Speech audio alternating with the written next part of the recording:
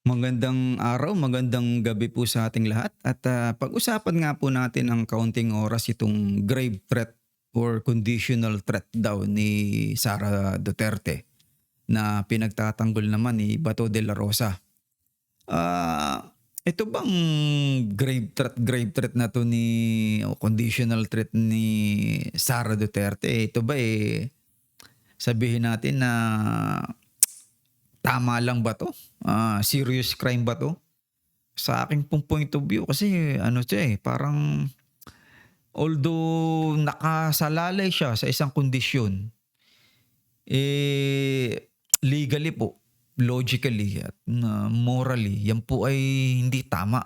Kasi a threat does not cease to be a threat, just because it is tied to a future event, 'di ba? Ano yan, parang hindi mo na ma-o-off yung button, eh. In-on mo na kasi yung button, active na siya, eh. Active siya unless mag-public ano ka, mag-public appearance ka na, yung mga tao na kinausap ko sinabi ko, "Wag mo niyo nang ituloy." Ano, 'di ba? Ah, Hindi niya dapat unang-una talagang sinabi yun, eh. Parang hindi siya abogada, eh. 'Di ba? Kasi yung kanyang threat na inilabas na yun, pumapasok yun dun sa grave threat. Dalawa po kasi ang threat na na nasa ano, nasa revised penal code, yung grave threats at yung light threats. Alam naman siguro ninyo na kapag sinabing grave threat, ano na yan, nag-threaten na ng matindi yan sa isang tao, sa isang, yung kanyang, honor, yung kanyang mga properties, sa kanyang kaibigan, yan pumapasok na diyan yung grave threats. Pero 'pag yung halimbawa, minura mo lang ng minura mo ng minura yung isang tao, sinabihan mo ng mga kung ano-ano na ilalabas mo yung kanyang, mga baho, yun light threat yun, 'di ba? Pero yun nga, yung parang magko-cause ka ng harm dun sa isang tao ay grave threat na yun at diyan nga pumapasok yung kay PBBM na tapusin siya, si Lisa Araneta, si, Speaker Romualdez, 'di ba? Ano siya, parang alam mo yun, parang isang isang mali siya na pamamaraan ng pagtatanggol sa sarili, eh. 'Di ba, kasi halimbawa tingnan niyo, yung sinabi ng isang tao na halimbawa, "O kapag hindi mo ako binayaran, ire-release ko yung mga secret mo." Parang pang-ba-blackmail, 'di ba? Blackmail yun, kasi may intent ka na gumawa ng masama dun sa isang tao at napakaliwanag nun, 'di ba? So, sa halimbawa isa pa yung, sinabi ng isang tao, "Merong bomba dito, pero sasabog 'yan kapag namatay lang ako." Ano 'yun, hindi yun parang i-a-allow ng otoridad na parang ano lang, iisi-isihin lang nila 'yun, aba hindi. Terroristic threat 'yun, eh, 'di ba, na kahit nakasalalay sa kondisyon, threat 'yun. Iko-consider din as ano, as, parang isang 'di ba, isang bagay na makakapagbunga ng takot, ng, mga potential harm. Oh, 'di ba, saka merong psychological at, social impact ang conditional threats, 'di ba? Even if the assassination would happen, unless a condition is met, yung mere existence ng threat, talagang nagbubunga yan ng takot, 'di ba? Nakaka-intimidate yan, nakakalikha yan ng alam mo yun, ng kung ano-anong psychological, pressure, impact do sa biktima, yung nga si BBM. 'Di ba, kahit pa sabihin mo presidente yan at napakadaming bodyguard niyan, aba, napakadami na ngayong 'di ba, baril na 1 kilometro, 2 kilometro ang layo kaya. Oh, malay malay pa natin, 'di ba? Malay pa natin na kung yung arrangement nga niya na ginawa ni Sara Duterte ay talagang ano, 'di ba, seryoso. Pero do sa mukha niya nung nagsasabi, talagang galit na galit, 'di ba? Meron talagang real threat. Oh, meron talagang real threat. Ah, hindi lang kasi basta ano, hindi lang kasi basta 'yan ang epekto sa do sa mataas nga na nanunungkulan. Kahit Kahit do'n sa common tao merong political ano 'yan, instability 'yan, 'di ba? Yung security ng ano, imaginin mo naman, eh, isang opisyal na ite-threat mo ng gano'n in public. Oh, 'di ba? Oh, hindi mo man lang iniisip na naka-record yun, may nanonood dun. Oh, eh, di siyempre anong mangyayari diyan na yung mga kriminal, eh, gagayahin yung style mo. Oh, na hindi okey lang maging bayolente kasi bayolente yang vice president, eh. Oh, 'di ba? So marami talagang puwedeng ibunga 'yan, 'di ba? 'Wag na natin pag-usapan yung ano, eh, 'wag na natin pag-usapan yung alam mo yun, yung legality. Yun na lang nagbigay siya ng threat. Hindi ano na, eh, lampas na talaga sa batas yun, eh, 'di ba? Hindi hindi na yung katanggap-tanggap, eh, 'di ba? Na nag-hired ka ng hitman, 'di ba? Yung pagha-hired mo ng hitman, eh, crime na yun, eh. Crime na yun, yung mismong umano ka, yung tumawag ka ng tao na na na kahit pa sinabi mo, "Only kapag namatay ako, then gawin niyo 'yan." Oh, 'di ba? Hitman na nga kasi yung hired niya, eh. So, alam mo trabaho ng hitman, oh, pumatay at nandun yung threat. Hindi na ano, eh, hindi na kailangang i-satisfy pa ng ano, eh, ng, batas-batas yung ginawa ni Sara Duterte, eh. Talagang tagos sa ano yun, binutas niya yung batas. Oo. Kumbaga ano, eh, ang magiging ganti sa kanya ng batas diyan is yung intention niya. 'Di ba hindi kumbaga yung action ni ano, eh, parang siyempre yun nga kailangan nga mangyari kasi kailangang magawa. Pero yung intent mo yun ang dun ka parurusahan, eh, 'di ba? Kung halimbawa, if someone is caught planning a terrorist attack, 'di ba? They will be arrested before it happens. Oh, 'di ba? Kaya nga dapat itong si Sarah inaaresto na 'to, eh. 'Di ba? Kasi hindi naman ina-allowed ng law na may condition pa bago ano, eh, bago sila kumilos. Hindi puwede 'yun. Ang iyan ay laging active ang awtoridad, ang batas ay laging active. 'Di ba sa panganib, sa mga sakuna, 'di ba sa mga panggugulo, active ang batas. Ay hindi nila puwedeng ano, maghihintay pa sila ng condition bago sila umakting, 'di ba, bago umakto. Aba mali 'yun, 'di ba? Kaya dapat talaga ang final verdict diyan kay Sara Duterte, eh, meron siyang ginawang krimen at dapat siyang managot, 'di ba? Legally yung threat ay kina-qualify talaga as grave threats, 'di ba? Under sa batas natin, 'di ba? Yung psychology na ibinigay nito do sa tatlo niyang tinret, 'di ba? Nagke-create kasi ng takot, ng pressure, 'di ba, ng instability, 'di ba? Maraming ibubunga nga kasi 'yan, eh. Bawa kung yung assassination, if an assassination is planned, it doesn't matter if there's a condition. The plan itself is a serious crime, 'di ba? Crime na agad 'yun na napaplano ka, eh. Oh, papaano 'yun? 'Di ba? Kaya hindi maitatago na kahit pa nga hindi tayo gumamit ng batas-batas, eh, 'yun na lang common sense thinking natin, eh. Oh, yung common sense thinking na lang na ito, eh, legally, logically, morally mali, 'di ba? It doesn't mean na yung threat ay hindi naiiral, 'di ba? Dahil nakasalalay ito sa future event, eh, mali, mali.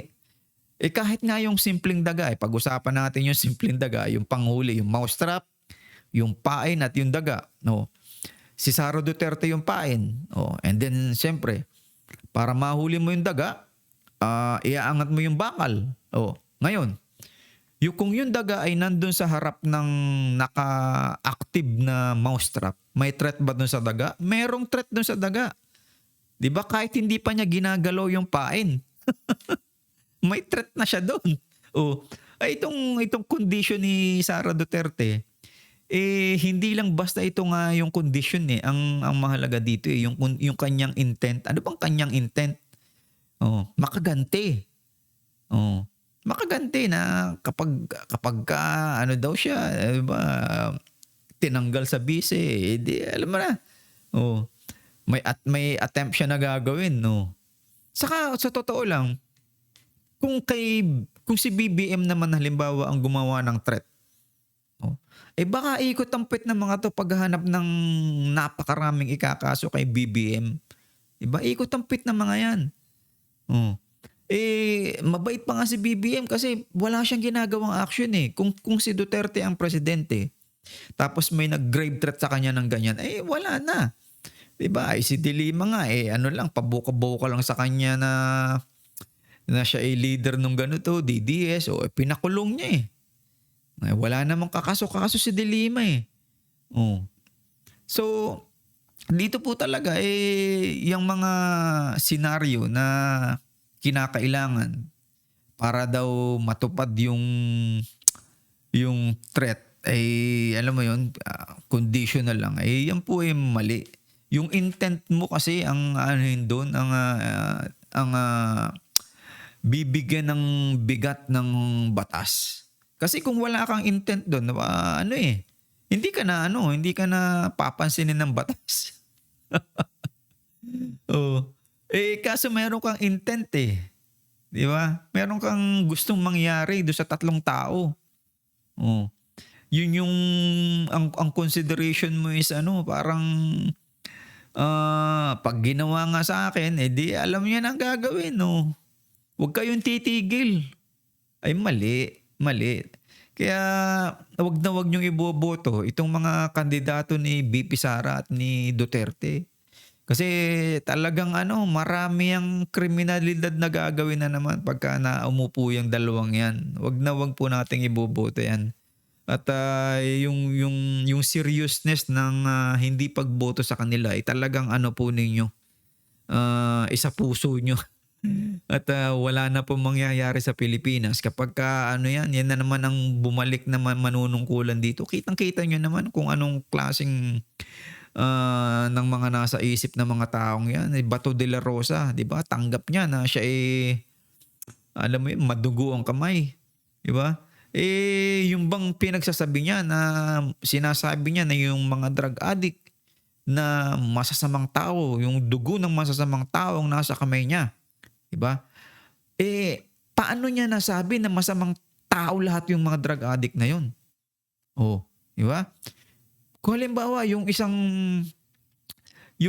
drug addict, ha, na nakagamit lang dahil meron siyang gustong mawala sa isip niya. Hindi naman talaga siya masamang tao. Oh, may nangyari lang sa kanyang pamilya na talagang hindi niya matanggap. O kaya siya nakagamit ng gano'n. Oh, na ilang taon na niyang gustong mawala yung sakit niya sa katawan, hindi matanggal ng gamot. So yun yung ginagawa niyang paraan para makalimutan nito. Eh, hindi problema dun yung droga, ang problema dun yung dinadanas ng tao, 'di ba? Yung kung ano yung nasa loob ng tao na gusto niyang mawala, gusto niyang, 'wag niyang maisip kaya siya gumagamit ng droga. Kaya siya tawag dito, kaya siya parang pumupunta nga sa paggamit nun kasi may nagpapairita sa loob ng katawan niya, may nagpapairita sa loob ng kanyang isip na gusto niyang mawala, 'di ba? Kaya siya humahantong sa pagdodroga. 'Yun ang hindi inaalam ni Bato de la Rosa. Oh, ang alam lang niya, eh, mga kamay ng masasamang tao o mga dugo ng masasamang taong nasa kamay ko. Hindi niya alam lahat 'yun na kung 'yun yung masamang tao, ano, 'di ba? Wala siyang alam do'n kung sino yung mga taong 'yun. Oh, kaya huwag niyang sasabihin na okey lang pumatay ng drug addict, aba hindi. Yung drug addict sa US, yung mga drug addict sa US hindi masasamang tao 'yun, 'di ba? Meron silang problema, 'di ba? Naloko sila. Oh, sila is nawalan ng trabaho, 'di ba? Nawalan sila ng mahal sa buhay. Gano'n ang kalimitan na nagiging, dahilan, nagiging kumbaga parang daan na lang nila para makalimot yung pagdodroga pero hindi sila masamang tao. Yun ang hindi tiningnan ng Duterte administration noon. Sa kanila basta 'pag gumagamit masamang tao, aba hindi. Mali po yun. Maling-mali yung kanilang, pag-iisip na yun. Nagpatayo pa siya ng napakadaming rehabilitation pero hindi rin naman nagamit.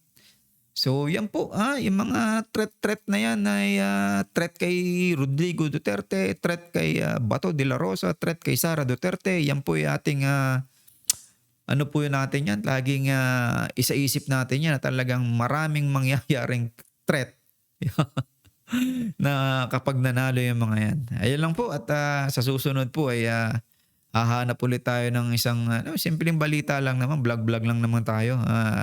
Nagko-contribute lang tayo para, alam nyo yun, mga common sense thinking lang. Kasi mga tao ngayon parang wala ng common sense eh.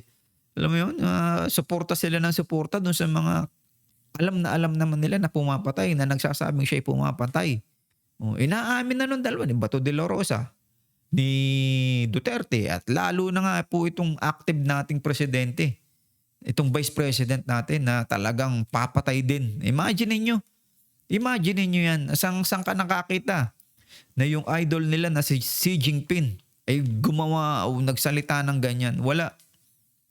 Kahiya-hiya ang nangyayari sa Pilipinas po dahil dito sa mga taga Mindanao na mga politiko na to. So maraming salamat po at akin po laging ay pinagpapa-advise na alam niyo po, lumandas tayo dun sa reasonabling mga pagtingin sa mga bagay-bagay at wag po tayong alam niyo yun na pagsawalang bahala na kapag minamaliit natin yung sinasabi ng mga taong to. Wag po tayo magpapabudol sa mga yan. At yan po ay talagang alam niyo hindi magandang binungo ng Pilipinas diyan sa panunungkulan ng mga yan. Maraming salamat po sa ating lahat at nawa po ay humaba ang ating panahon at para tayo ay makapaglingkod pa sa ating bansa at sa ating mga mahal sa buhay.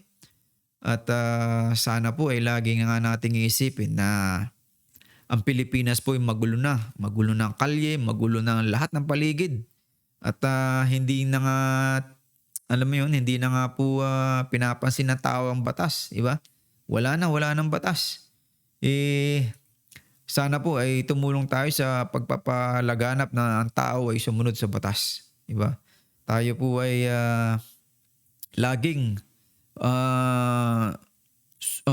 maging, alam niyo yun, maging payapa, maging maayos ang pag bulay-bulay ng mga bagay. Kasi napakagulo na po ng mundo. International, local, magulo na.